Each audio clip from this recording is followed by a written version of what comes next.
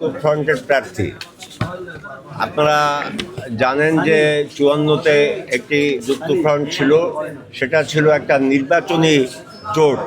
কিন্তু আমাদের এই জোট কোনো নির্বাচনী জোট না, এটা শুধুই একটা আদর্শিক এবং আন্দোলনের জোট।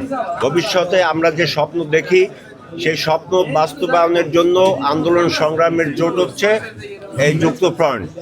আর নির্বাচনের ক্ষেত্রে যেটা বলা যায়, আসলে নির্বাচন কমিশন বা এখন সরকারের যিনি প্রধান, তিনি যেভাবে নির্বাচন স্বচ্ছ হবে, নির্বাচন ভালো হবে বলে যেভাবে প্রচার করছেন, আসলে আমরা গ্রামে বা উপজেলা লেভেলে ওই রকম কোনো হোমওয়ার্ক প্রশাসনের থেকে আমরা এখনো পাই নাই, যেখানে আগের থেকে কোনো পরিবর্তনের আভাস, কোনো কর্মকাণ্ড প্রশাসনের এখনো সেভাবে দৃশ্যমান আমাদের চোখে পড়ে নাই, যার কারণে ভোটটা ভালো হবে, ফেয়ার হবে, সকলের জন্য ওপেন থাকবে, সেরকম পরিস্থিতি আমরা এখনো মনে করি না।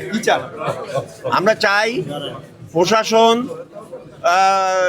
প্রত্যন্ত অঞ্চলে গিয়ে ভোটারদের মোটিভেশন দেওয়া। দীর্ঘদিন যে ভোটারবিহীন যে নির্বাচন হয়েছে, সেই সংস্কৃতি থেকে বের হতে হলে শুধু প্রশাসনকে মনে মনে ভাবলে হবে না, জনগণকেও সেই ভাবনায় উজ্জীবিত করতে হবে। সেজন্য ঘন ঘন মত বিনিময় সভা, মাইকে প্রচার, যেমন মনে করেন আমার সাতলা হারতা বিল এলাকা, সেখানে এমনও হয় যে মানে কোনো প্রশাসন যায় না, সেখানে ভোট ঠিকমতো হয় না, সংখ্যালঘুরা ভোট দিতে পারে না।